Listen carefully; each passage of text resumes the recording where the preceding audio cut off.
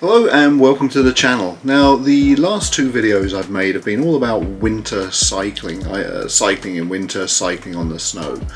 And it did occur to me that I don't really want anyone coming to me and saying, "Oi, I listened to you and I went winter riding and look what happened."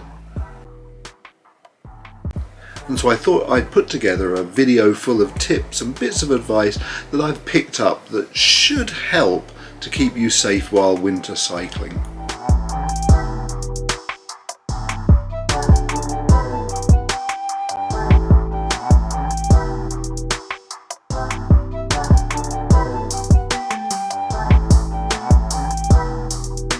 Tip number one all comes down to bike choice. Now I have ridden my Giant Defy Advance 2, which is a road bike, during the winter, but really the most sensible choice is a mountain bike or a bike with wider tyres.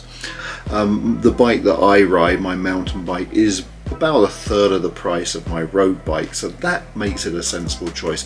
But the main thing about it is that it has broad 2¼ inch tyres that have quite a deep tread on them. Being wider tyres, you can run them at a lower PSI, which makes them firstly more comfortable and then helps them stick to the road surface better. To be even safer, you should consider purchasing a set of metal studded tyres. Now these run at about $100 a tyre. Another thing you can do to protect both yourself from wet and cold and your bike from the salt and the gritty water that's flying up from the road is to add a set of fenders. Along a similar line is you can use a product like a clear M3 tape and tape your bike to protect those vulnerable parts of the frame. One other thing in terms of the bike is I would tend to use flat pedals. When you put your foot down, if you've got cleats on, they're getting clogged up with snow and ice, and then getting them back into the pedals is difficult. More importantly, getting your feet out of the pedals can be quite difficult. Please remember to hit the like button and subscribe to the channel. You should be dressing for the possibility of having a mechanical and having to stand by your bike at the side of the road for half an hour while you wait for your ride. I dress in a lot of layers, but I also dress in a way that I can take that extra layers off and I can store it. I'll normally have a handlebar bag. It doesn't often have a lot of space in, but enough for a t-shirt. Both jackets I wear in the winter, and I have a quilted jacket with 2 large pockets which I can stuff items into, or I have a thinner blue jacket with a big pocket at the back. Again, I can stuff extra layers into there. Take care of your extremities. You might want to have an extra thin pair of gloves to wear under your gloves. I've also heard advice where people are saying, oh, you should be wearing mittens. And mittens do tend in normal circumstances to keep your hands warmer than gloves because your fingers are together and they're keeping each other warm. But the problem with mittens is you can't manipulate your brakes as well. And considering I'm talking and thinking about safety, your brakes are really something that you want to be able to control flawlessly. Now, when I'm riding my bike in the winter, especially going downhill, my eyes start to stream and basically I can't see anything. And so I just recently purchased these goggles. My glasses fit inside them perfectly. I can see everything and they form a perfect seal, and so I have no eye issues. Now, you probably won't see me watching them very much in a video.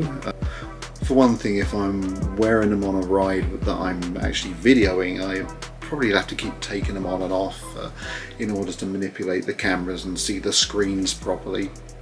And then the other reason is, well, when I'm making a video and when I'm talking to you, I feel I am personally talking to you, so I'd much rather have eye contact with the camera and with you rather than have it more like you're being spoken to by an alien. What it is important to do is to pay attention to the current temperature and the wind chill. Quite often you look outside and Canadian winters, they look just beautiful. The sun's beaming down through your window and you're feeling nice and warm, and so you tend to underdress. Most phones will have the temperature right there on the home screen, so I always check that, and I always judge what I'm going to wear by what it says on there. And it says at the moment -4 degrees, so if I go out within the next hour or two, I know exactly what I'm going to be wearing. So you've pretty much got all your preparation done, you're ready to go, but the last thing you should be considering is your route. Maybe you're a commuter, you take the same route day after day after day. That may not be possible in the winter. Some trails become compacted, they're not cleared by the city, they become very dangerous and icy. Also a lot of roads where there are cycle paths, the cycle path will become a depository for snow. And so then you're having to ride out into traffic. So there'll be lots and lots of things that you'll have to consider to make sure that your route is safe. So you've chosen your bike, you've thought about your gear, you've considered the temperature, and you've planned the route that you're going to take. You're pretty much ready to get out there and ride. But once you're out there, there are still a few more tips that will help you ride safely. But to demonstrate those, I'm going to have to go out into the cold.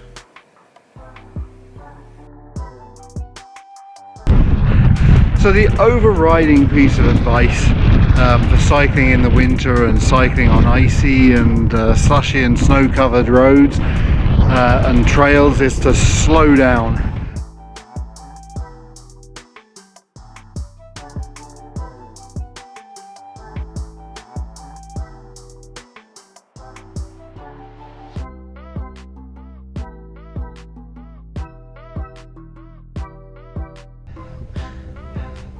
Keep your head up and look at the trail ahead of you. Try not to focus on your front tyre or potholes that are already right under your wheel. As you approach corners, just bear in mind that that's often where icy patches can be found. So scrub your speed before you get there. Don't lean into the corner like you would in the summer. And once you've gone through the corner, you can then pick your speed up again. You should avoid making sudden moves as well, darting from one side of the road or the trail to the other, or sudden braking as well, and that's why going at a slower speed is always a good idea. And should you find yourself on a patch of ice, just keep your head up and coast right through it.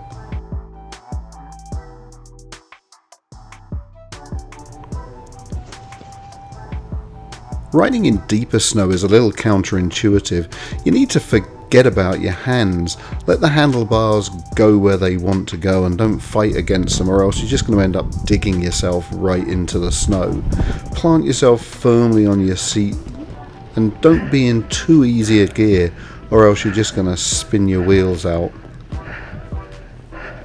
And remember, if you do fall off, well, it's normally a pretty soft landing.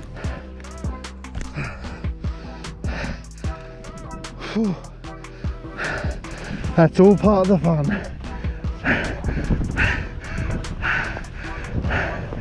And that was like landing on a feather bed. At the end of the day, riding your bike in the basement can be a pretty good option for your winter riding. The cold is not for everybody, and you know, some of the dangers of falling and slipping are also not for some people. But if you do want to get outside, if you do want to be in the fresh air, there are safe ways to do it. And for me, well, being out in places like this, you just can't beat it. I do hope you've enjoyed the video. If you have, please remember to hit the like button and subscribe to the channel. Excuse me. Thank you very much. Thanks.